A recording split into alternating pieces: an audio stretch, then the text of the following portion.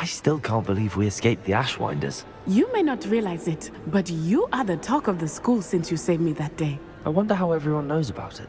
I told my mother in the hope that she would be more forgiving of what I have been up to if it came from me.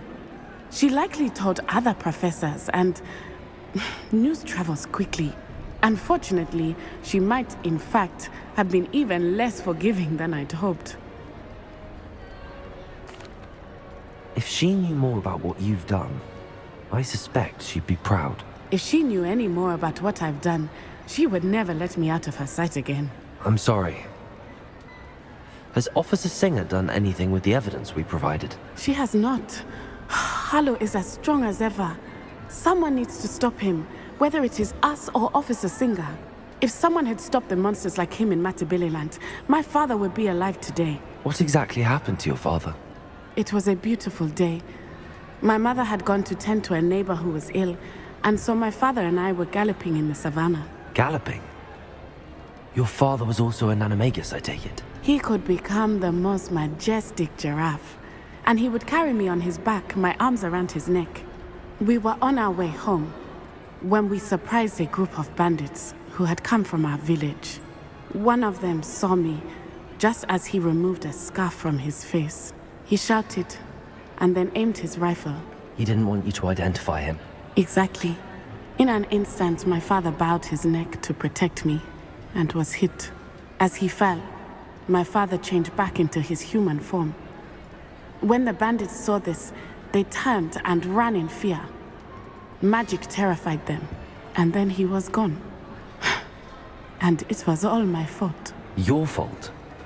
How so? He died protecting me.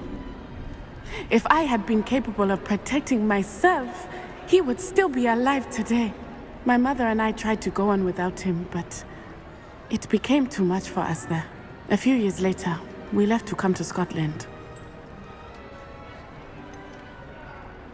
Do you think taking down the Ashwinders will avenge your father's death? No. Vengeance is not what drives me. My father would not want that. He and my mother raised me to believe that it is a privilege to be able to fight for those who cannot. I know there is risk involved, but I feel it is worth it. I am glad you seem to think so too. What does your mother think about all of this? Well, as you saw, she worries a great deal. She is an excellent seer, but I think it bothers her to this day that she did not see my father's death coming. She misses him, as do I. So I believe on some level she understands my need to seek justice in a small way. But that does not mean that she likes it.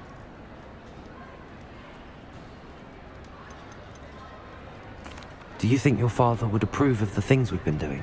Oh my, that is a good question. In theory, yes. Although he would worry as my mother does. But I think he, of all people, would understand my persistence. My father never shied away from a fight for good, no matter how ruthless the foe. And I think he would have enjoyed knowing that I had a compatriot like you. I'm sorry, Natty. I can't imagine what you've been through. Your father sounds exceptional. He was. Truly extraordinary. And thank you for your kind words. We all have our burdens.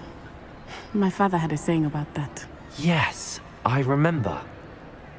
Rain does not fall on one roof alone. Exactly. Soon you and I will put an end to the Ashwinders. Rookwood is already gone. Harlow will be next. We are making progress, and we will succeed. Thank you again for saving me. You deserve all of the praise you have received.